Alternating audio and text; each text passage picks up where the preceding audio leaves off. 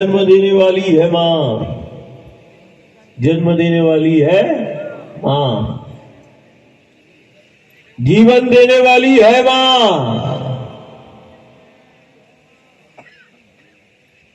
जन्म देने वाली है माँ,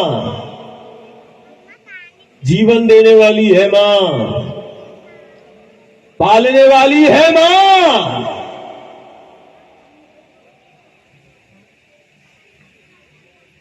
बच्चे को आत्मनिर्भर करने वाली है माँ, जीवन देने वाली है माँ, जीना सिखाने वाली है माँ, हर जरूरत हर व्यवस्था को पूरा करने वाली है माँ, संकटों का निवारण करने वाली है मां, जीवन देने वाली है मां,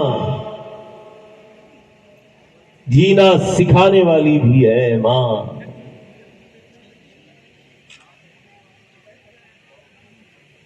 हमें जीवन दिया है वो है ये मां,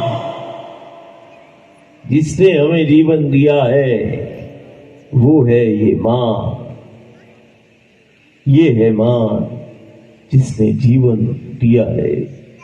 ये देखो, ये है मां, जीवन भी दिया,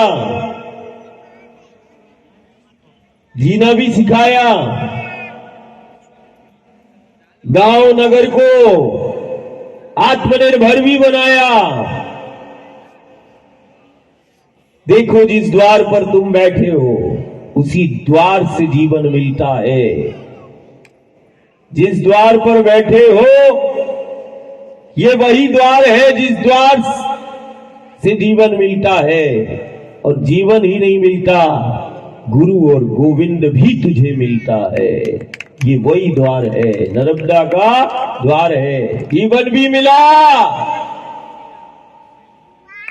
तुझे गुरु गोविंद भी मिले, ये वही द्वार है। देखो, ये वही द्वार है जिस द्वार पर हमने घर परिवार के लिए हम प्रार्थना करते हैं। दुख आया, संकट आए, उन दुख और संकटों के निवारण के लिए ये वही द्वार है जिस द्वार पर हमने बारंबार प्रार्थना की है। और इसी द्वार से हमारे दुख और संकटों का निवारण हुआ है। देखो, ये वही द्वार है। देखो, ये वही द्वार है जिस द्वार से सदियों से हमारी पीढ़ियों को जीवन मिला है। ये वही द्वार है। इस द्वार ने हमें जीवन दिया,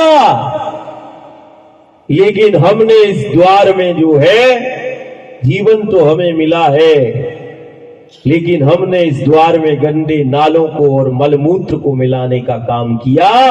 देखो, ये वही द्वार है जिस द्वार से जीवन मिला है। उसी गांव नगर ने इस द्वार पर मलमूत्र को मिलाया है। जिस द्वार से तुझे जीवन मिला है उसी द्वार पर हमने मलमूत्र को मिलाया है। देखो, जिस द्वार से जीवन मिला, पल पल मिला, ठीक वैसे ही गांव नगर ने हर पल हर क्षण देखो वो गंदे नालों को मिलाने का हमने काम किया। गंदे नालों को मिलाने का हमने काम किया। मलमूत्र को मिलाने वाला, देखो, एक तरफ वो जीवन मिला है और दूसरी तरफ गांव और नगरों ने इस मां के द्वार पर, मां के आंचल पर मलमूत्र मिलाने का हमने कार्य किया है। स्वीकारना पड़ेगा। मां के आंचल से जीवन मिला, इसी आंचल से खुशियां मिली, लेकिन इसी आंचल में हमने गंदगी मिलाने का काम हम दिन रात निरंतर कर रहे हैं। धन्य है हमारी मानवता, धन्य है वो पुत्र, धन्य है वो संतान जो मां के आंचल से जीवन लेती है, और जिस आंचल से जीवन मिलता है उसी आंचल में दिन रात वो गंदगी को मिलते हुए भी देखता है। वो धन्य है वो संतान, वो धन्य है। तू धन्य है, तू धन्य है, तू धन्य है, तू धन्य है। कुछ क्षण और कुछ पल में आया, दर्शन करके तूने तो पाया, लेकिन एक ये वही है, वही शक्ति है जिसके दर्शन मात्र से जीव जगत का कल्याण हो जाता है। ये वही शक्ति है जिसके दर्शन मात्र से जीव भय से मुक्त हो जाता है। ये वही शक्ति है। दर्शन से भय मुक्त हुआ, दर्शन से घर का कल्याण हुआ, लेकिन एक दर्शन और हमें करना है। वो दर्शन है मां के आंचल में दिन रात मिल रही वो गंदगी। दोषी कौन, जवाबदार कौन? इसी द्वार पर स्वस्थ रहने की हम कामना करते हैं। हे भगवान, हे मां, मेरे परिवार को स्वस्थ रखना। हे मां, मेरे परिवार को स्वस्थ रखना। इसी द्वार पर प्रार्थना करते हैं। हे मां, मेरे परिवार को स्वस्थ रखना। स्वस्थ रहने की हम प्रार्थना करते हैं, स्वस्थ परिवार की कामना करते हैं, स्वस्थ समाज की, सक्षम समाज की हम प्रार्थना करते हैं इसी द्वार पर। लेकिन ध्यान रखना, स्वस्थ परिवार, स्वस्थ समाज की परिकल्पना तब तक संभव नहीं है जब तक मां नर्मदा का जल स्वच्छ नहीं होता। तेरा घर, तेरा गांव, तेरा नगर कभी पूर्ण स्वस्थ नहीं हो सकता।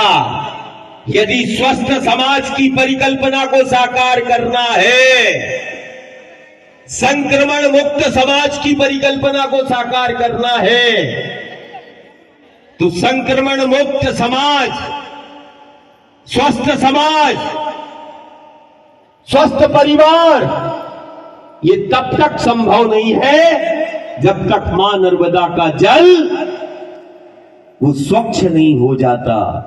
तब तक गांव नगर संक्रमण से मुक्त नहीं होगा।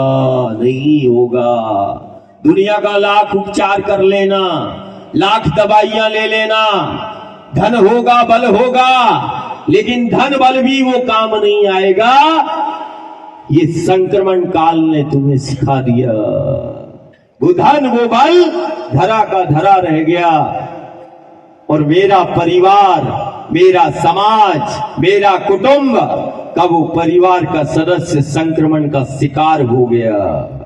ये संक्रमण का शिकार घर हुआ, परिवार हुआ, संक्रमण का शिकार हमारे अपने हुए। दोषी कौन? ये संक्रमण गांव नगर में क्यों? संक्रमण इस बात की प्रामाणिकता देता है कि जब गांव और नगर में गंदगी होगी, जल दूषित होगा, गंगा का जल दूषित होगा, नर्मदा का जल दूषित होगा। दूषित जल संक्रमण की निशानी है। जितनी तीव्रता से हमने मां नर्मदा के जल को दूषित किया है, उतनी ही तीव्रता से कुछ वर्षों से हमारा गांव नगर संक्रमण का शिकार भी हुआ है। जितनी तीव्रता से मां में गंदे नाले मिले, उतनी ही तीव्रता से हमारे गांव नगर से हमारे अपने हमसे दूर हुए और संक्रमण के वो शिकार हुए।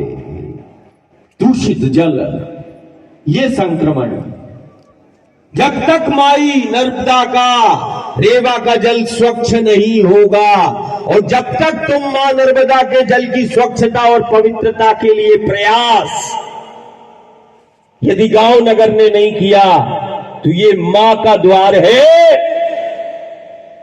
अभी तो संक्रमण थोड़ा थोड़ा सा है, वानगी है। आने वाले दौर में भयावह तस्वीर गांव नगर की होगी। ये सत्य का बोध कराने के लिए मैं बिना अन्न के तुम्हारे गांव नगर में चल रहा हूं। घर में बैठा बिना अन्न के, गांव नगर में बैठा बिना अन्न के, माई के पथ पे चला बिना अन्न के। जैसे बच्चा मां के आंचल से दूध पीता है,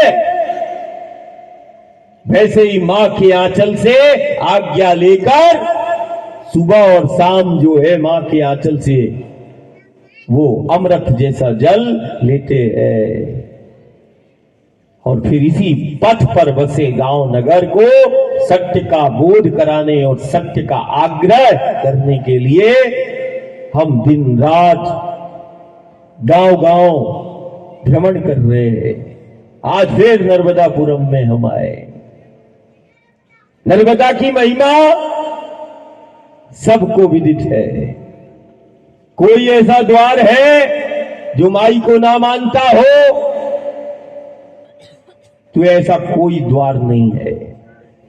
कोई ऐसा द्वार नहीं, जाति पंथ संप्रदाय में बटे हो, लेकिन कोई ऐसी जात पात और पंथ संप्रदाय नहीं जो ये बोल दे कि उसके घर में नर्मदा का पानी, नर्मदा का जल ना आता हो।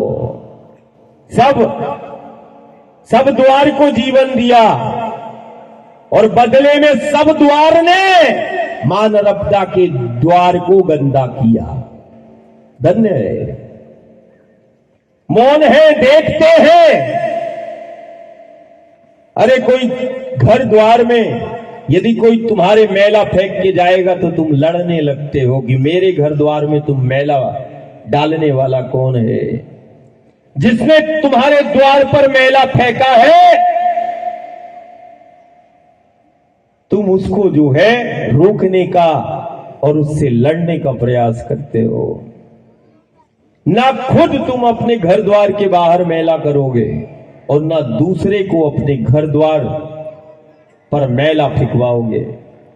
लेकिन जिस द्वार से जीवन मिला और जिस द्वार से गुरु गोविंद मिला, जिस द्वार से धर्म चलता है, जिस द्वार से हमारा अस्तित्व है, जिस द्वार से हमारा धर्म है, जीवन है, पहचान है, उस द्वार पर जो है पल पल जो है, वो क्षण क्षण जो है, वो द्वार को हमने गंदा करने का काम किया। अमावस्या आई, पूर्णिमा आई, तिथि आए, त्योहार आए, उत्सव आए, अभी मां का जन्म उत्सव मनाया, भव्य श्रृंगार हुआ, लेकिन ये श्रृंगार अधूरा है, ये सजावट झूठी है। हम अपने को धोखा देते हैं। मां नर्मदा का आंचल जब तक स्वच्छ नहीं हो जाता, तब तक ये श्रृंगार, ये घाट का सजाना, अरे घाट को ना सजाते, वो नालों को बंद करने का काम करते, तो वो मां नर्मदा के प्रति सच्ची आस्था और श्रद्धा होती। लेकिन तुमने ऐसा नहीं किया। लाइट लगाई, द्वार को सजाया, मां का जन्म उत्सव मनाया, हो गया, अगले साल फिर होगा, फिर बढ़िया द्वार सजाएंगे। लेकिन गंदे नालों को हम बंद करने का प्रयास हम कभी नहीं करेंगे। लेकिन हर बार नर्मदा जयंती मनाएंगे, हर बार नर्मदा जयंती मनाएंगे। न जाने कितने वर्षों से माई का जन्म उत्सव मना रहे हैं। हाँ, नहीं मिलना चाहिए, गंदगी नहीं होना चाहिए, लेकिन आदत जो है गांव नगर की जस की तस है।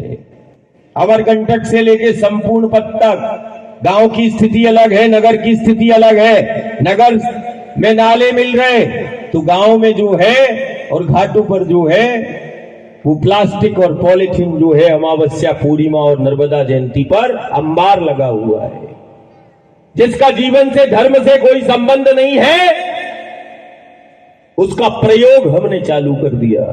प्लास्टिक पॉलिथीन में पूजन सामग्री को लाना, प्लास्टिक पॉलिथीन में जो है खाद्य सामग्री को, भोग को रखना, ये सनातन धर्म के विरुद्ध है, ये जीवन और धर्म के दोनों के विरुद्ध है।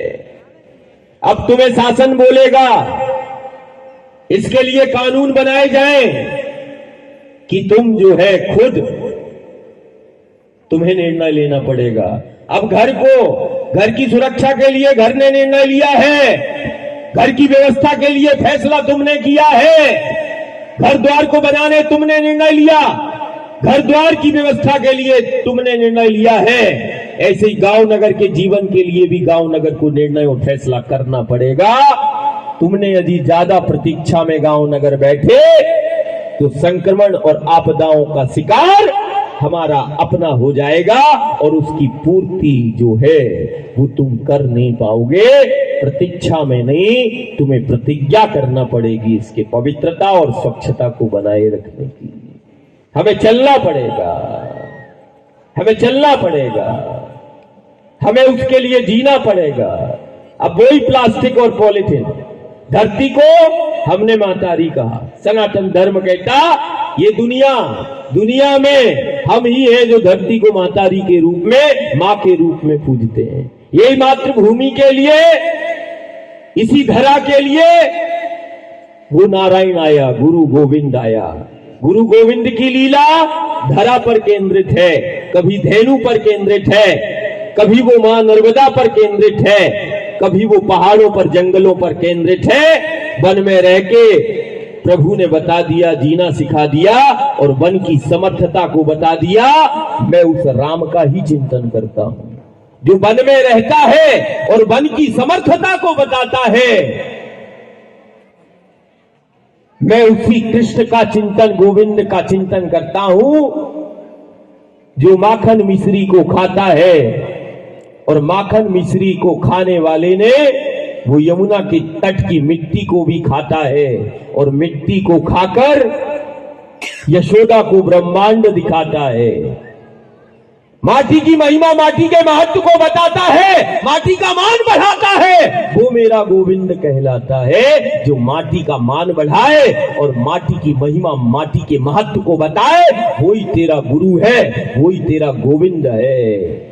कभी वो धरा का मान बढ़ाता है, कभी वो गौ का मान बढ़ाता है, कभी वो वन और जंगलों का मान बढ़ाता है, कभी वो पहाड़ों का मान बढ़ाता है और पहाड़ों और जंगलों की महिमा और महत्व को बताता है। वो मेरा राम है, वो मेरा श्याम है। कभी पहाड़ों को उठाता है, गांव को बुलाता है, पहाड़ों की महिमा और महत्व को बताता है, पहाड़ों को मान देता है, खुद गिरिराज कहलाता है। गिरी मतलब पर्वत। पहाड़ों की महिमा महत्व को बताया और पहाड़ों के मान को बढ़ाया और खुद को गिरिराज बताया। ये मेरा नारायण है। तुम किस नारायण की बात करते हो? यमुना के जल में विष घुल रहा था और उस विष घुलने से जो है संक्रमण फैल रहा था जब यमुना के गांवों में, तो उसी गोविंद ने जब देखा कि यमुना के अमृत तुल्य जल में विष घुल रहा है, तो वो विष घोलने वाले का, विषधर का मर्दन करता है और यमुना के जल का शुद्धिकरण करता है। वही मेरा कृष्ण है जो यमुना के जल का शुद्धिकरण करता है। द्वापर में ही बता दिया कि गंगा यमुना नर्मदा का जल दूषित होगा तो तुम संक्रमण के शिकार होगे, आपदा और व्याधियां तुम्हारे गांव नगर में प्रवेश करेंगी। ये वही गांव है नर्मदा के पथ के जहां संक्रमण महामारियां कभी प्रवेश नहीं करती थी। आज कोई गांव नहीं, कोई नगर नहीं जहां संक्रमण महामारियों ने और व्याधियों और रोगों ने डेरा न डाला हो। जहां साधु संतों ने डेरा डाला है, ये वही गांव है। जहां देवताओं ने आश्रय लिया है, वो ये गांव और नगर है। जहां योगियों ने डेरा डाला है। कहीं गोविंद मेरा इन्हीं गांव में आया है। ये वही गांव नगर है जहां संक्रमण और महामारियां कभी प्रवेश नहीं करती थी। आज यही नर्मदा के द्वार के तट के बसे हुए ये वही गांव है। गांव नगर की तो छोड़ दो, कोई घर परिवार ऐसा नहीं है जो रोग व्याधियों से ग्रसित ना हो, संक्रमण और आपदाओं का, आपत्ति और विपत्तियों का जो सामना ना करता हो, ऐसा मुझे कोई घर नजर नहीं आ रहा है। आए दिन चुनौतियां हैं, लगातार जो है लगातार वो बढ़ती जा रही हैं। हमें कुछ निर्णय लेना पड़ेंगे। समस्या का समाधान, यदि घर में कोई समस्या है तो उसके समाधान के लिए घर ने चिंतन किया है। गांव नगर को चिंतन करना पड़ेगा कि नहीं, नर्मदा की सच्ची सेवा क्या होगी। तो हम एक गांव नगर में थे, हम बोल रहे थे, मैंने कहा अभी सांडिया घाट में था, है ना, पिपरिया में था, सांडिया घाट में। मैंने वहां देखा प्लास्टिक पॉलीथीन। मैंने कहा धरती को, मातारी को, धरा को बंजर कर रही है, धेनु को वो मार रही है, नर्मदा के आंचल को गंदा कर रही है। ये प्लास्टिक और पॉलीथीन यदि 3-3 माप के लिए अभिशाप बन गया, उसके बाद हमारे घर से चिपकी हुई है, हमारे जीवन से वो प्लास्टिक पॉलीथीन निकल नहीं रही है। लेकिन उसी प्लास्टिक पॉलीथीन से गऊ को रोज हमने मरते हुए देखा है, धरती को रोज बंजर होते हुए देखा है, नर्मदा के द्वार पर रोज उस द्वार को गंदा होते हुए देखा है। लेकिन हमारे जीवन से प्लास्टिक पॉलीथीन ऐसी चिपकी है कि वो निकल ही नहीं रही है। ऐसा लगता है कि प्लास्टिक पॉलीथीन का यदि उपयोग नहीं हुआ तो बिल्कुल तुम खत्म हो जाओगे, मर जाओगे। अरे ये हमें निर्णय करना है, गांव नगर को निर्णय करना है कि जिसका जीवन और धर्म से संबंध नहीं है, घर के द्वार में, माई के द्वार में हमें संकल्प लेना है कि जिसका जीवन और धर्म से कोई लेना नहीं देना नहीं है, उसका घर द्वार में और माई के द्वार में कोई उपयोग नहीं। उस प्लास्टिक और पॉलीथीन का पूर्णतः समाज को बहिष्कार करना पड़ेगा। गौ माता की भी सेवा हो गई, धरती की भी हो गई और नर्मदा की भी हो गई ना। ये कौन करेगा? ये गांव को फैसला करना है, ये समाज को फैसला करना है। फिर एक गांव में गए, बोले कुछ परिक्रमावासी वो परिक्रमा के दौरान हमें मिलते हैं।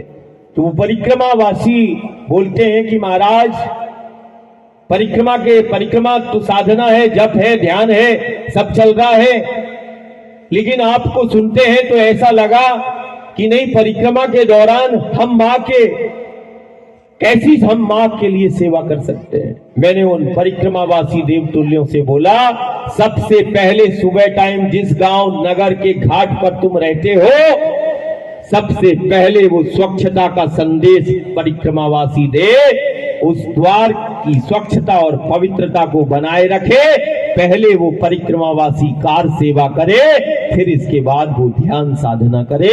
ये सबसे बड़ा संदेश परिक्रमावासी गांव-गांव, घाट-घाट दे सकते हैं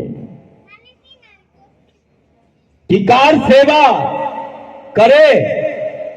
गांव उसका है, नगर उसका है, लेकिन ध्यान साधना के लिए तुम चल रहे हो। और जिस तट पर तुम रात्रि विश्राम करते हो, उस तट पर सुबह जो है वो, यदि तुम उस तट की स्वच्छता और पवित्रता को बनाए रखने के लिए यदि परिक्रमावासी संकल्प ले ले कि सबसे पहले मैं उस द्वार को साफ करूंगा, कार सेवा करके फिर ध्यान साधना फिर हमारी होगी। तो अमरकंटक से लेकर रेवा सागर संगम तक 1 से 1.5 लाख परिक्रमावासी प्रत्येक वर्ष जो है वो मां के पथ पर चलते हैं। यदि 1 लाख परिक्रमा वासी यदि हर दिन सुबह टाइम यदि वो कार सेवा करने लगे, कोई अमरकंटक में है, कोई डिंडोरी में है, कोई मंडला में है, कोई जबलपुर में है, कोई बरमान में है, कोई सांडिया में है, कोई होशंगाबाद में है, कोई नेमावर में है, कोई अलीराजपुर में है, कोई धार में है, देवास में है, कोई गुजरात में है, कोई अंकलेश्वर, कोई विमलेश्वर, कोई मीठी तलाई में है, कोई दहेज में है, कोई भरूच में है, उत्तर और दक्षिण तट पर लगातार है। 1 लाख यदि कार सेवा से स्वच्छता और पवित्रता का संदेश हम परिक्रमावासी दे सकते हैं, हम नर्मदा भक्त हम वो दे सकते हैं। एक गांव गए, मैंने उस नगर से पूछा, संकटों के निवारण के लिए, कामना पूर्ति, इच्छा पूर्ति के लिए नर्मदा जी के द्वार पर तुम क्या करते हो? वो बोलता है कि नहीं, हम नारियल भेंट करते हैं, नारियल चढ़ाते हैं।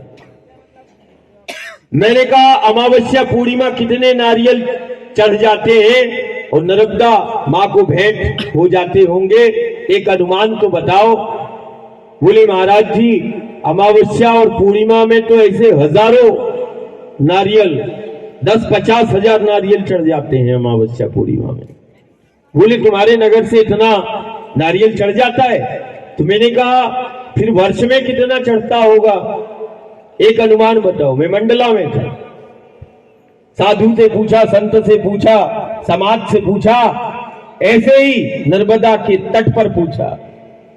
सबने कहा हमारे नगर में 8 से 10 लाख लगभग नारियल भेंट हो जाते होंगे साल भर में, संकटों के निवारण के लिए, कामना पूर्ति, इच्छा पूर्ति के लिए, सुख शांति और समृद्धि के लिए। मैंने कहा 8 से 10 लाख नारियल चढ़ गए। तो जब एक नगर, मैंने उस नगर से बोला कि जब एक नगर संकटों के निवारण के लिए और कामना पूर्ति, इच्छा पूर्ति के लिए 8 से 10 लाख नारियल नर्मदा जी को चढ़ाता है, तो ये नगर अपने जीवन को सुरक्षित करने के लिए 8 से 10 लाख पेड़ भी लगा सकता है नर्मदा के तट और पथ पर। मां की सबसे बड़ी सेवा है। हमने सुना है शिव की देह से प्राकट्य हुआ पसीने की बूंद बूंद करके निकलती है। जिसने देह से प्रकट किया वो शिव है, और जिसने जटाओं में गंगा को, शक्ति को धारण किया, जीवन शक्ति को, वो शिव है। जैसे महाकाल ने, शिव ने जटाओं में गंगा को, जीवन शक्ति को धारण किया है, वैसे ही इन शिव स्वरूप वृक्षों ने अपनी जड़ों में हमारी जीवन शक्ति को धारण किया है। और जैसे देह से पसीने की बूंद निकलती है, वैसे बूंद बूंद करके इन वृक्षों की जड़ों से वो अमृत निकल रहा है, जो हमें दिखाई दे रहा है मां के आंचल में। हमारी परंपरा है, हमने पहाड़ों को माना है। पहाड़ों को इसीलिए माना है कारण जीवन शक्ति को धारण किया है, हमारी व्यवस्था को धारण किया है, इसीलिए हमने हिमालय को, विंध्याचल को, कामदगिरी को, गोवर्धन को पूजा है। हम पहाड़ों को पूजते हैं, लेकिन पहाड़ों को हमने पूज लिया, लेकिन जरूरत व्यवस्था के नाम पर आज हमने पहाड़ों को जो है हमने काट दिया। पहाड़ों को नहीं काटा, हमने अपनी पीढ़ियों को काटा है। जंगल को नहीं काटा, हमने अपने जीवन को काटा है। नर्मदा के तट और पथ पर जरूरत व्यवस्था पर यदि एक वृक्ष यदि कोई काटता है तो 10 जीवन को समाप्त करने का वो काम कर रहा है। एक वृक्ष यदि नर्मदा के तट और पथ का कटा तो वो 10 जीवन को मारने का काम कर रहा है। और यदि एक नर्मदा के तट और पथ पर वृक्ष यदि तुम लगाते हो तो 10 जीवन को सुरक्षित करने का तुम काम करते हो। एक यदि लगाया और लगाकर तुमने बड़ा कर दिया तो 10 जीवन को बचाने का हमने काम कर लिया। और एक वृक्ष यदि नर्मदा के तट और पथ से यदि काट दिया तो हमने 10 जीवन को उसी समय मार दिया। इतना बड़े असाधारण है। तो हमें ये संकल्प है कि 10 जीवन को बचाने का काम करना है और 10 जीवन को सुरक्षित करने का काम हमें करना है। नर्मदा के पथ पर यदि एक वृक्ष भी हमने लगाकर बड़ा कर दिया तो वो 10 जीवन, 10 लोगों को जीवन देने के बराबर है और 10 का जीवन सुरक्षित।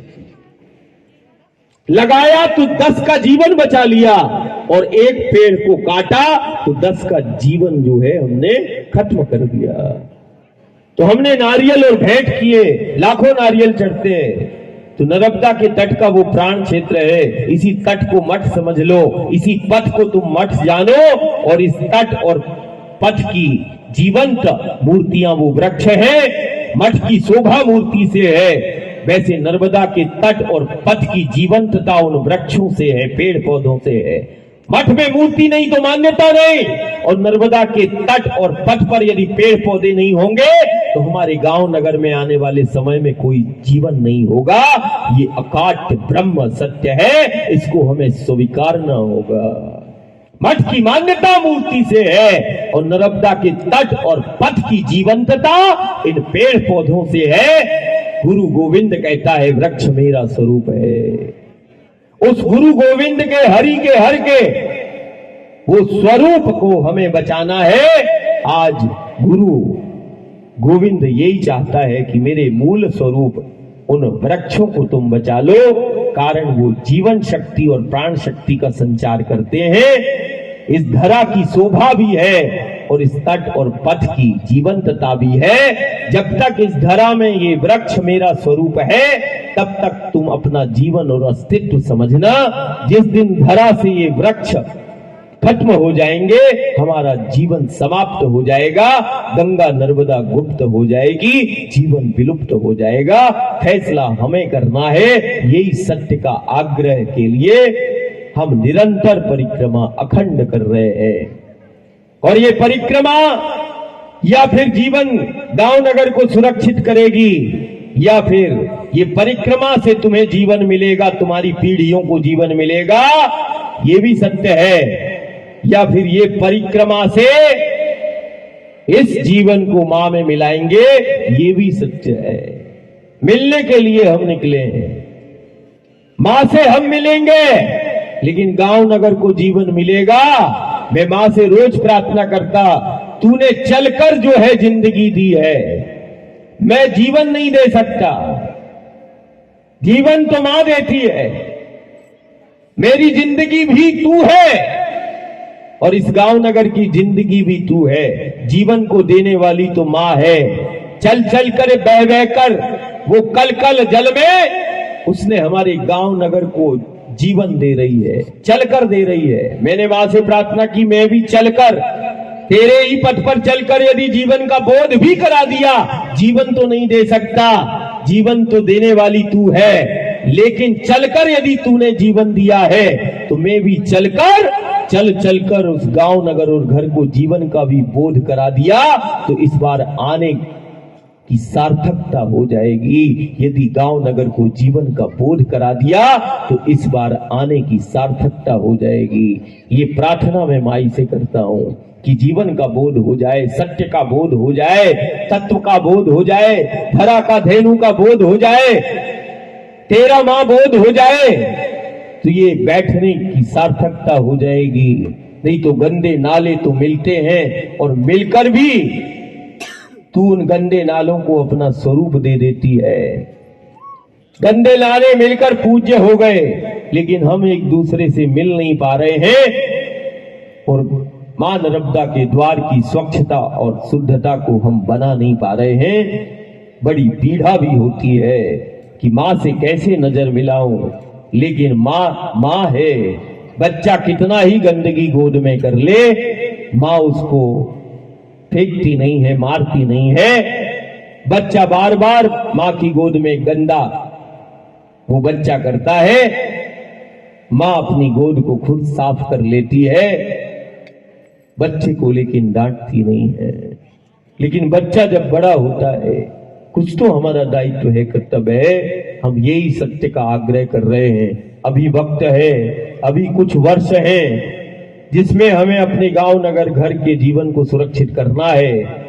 कुछ 2-5 वर्षों के बाद, आज तो समय है और समय रहते यदि गांव नगर नहीं जागा तो भीषण भयावह आपदाओं का शिकार हमारा गांव नगर समाज होगा। अभी जागने का है, जाग गए समय पर तो जीवन बच जाएगा, और यदि हम ऐसे ही बैठे रहे तो फिर जीवन सिमटता चला जाएगा। ये सत्य है। इसीलिए सत्य को स्वीकार करके अपने योगदान को सुनिश्चित करें और इस द्वार को सबसे बेहतर और सबसे अच्छा करने के लिए हम मिलकर एक साथ खड़े होकर हम मां रेवा के द्वार को सुरक्षित और व्यवस्थित करें। यही हम समाज से कहते हैं, यही जवाबदार जिम्मेदारों से कहते हैं, यही शासन से कहते हैं, यही सत्ता से कहते हैं, यही संत से कहते हैं, यही समाज से कहते हैं। ऐसा कोई नहीं है जिससे मैंने आग्रह ना किया हो मां के लिए, जिसको मैंने कहा ना हो। सबसे कहा है, आज भी कहता हूं।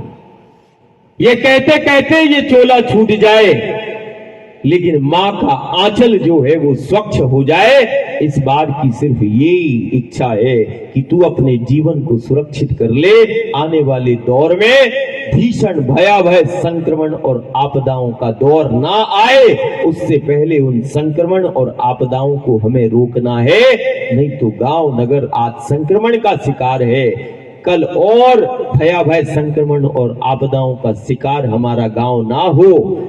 इससे पहले गांव को उठना पड़ेगा और गांव को चलना पड़ेगा। यही प्रार्थना हम बारंबार रोज गांव नगर से करते हैं। नर्मदा मैया की जय।